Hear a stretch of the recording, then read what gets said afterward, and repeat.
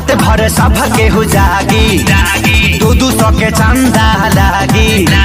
2000 भरी जुर्माना नया साल में घर जे भागी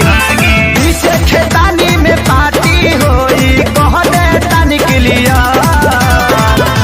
तो खा के मुर्गा पी के बियर बोलल जाई हैप्पी न्यू ईयर।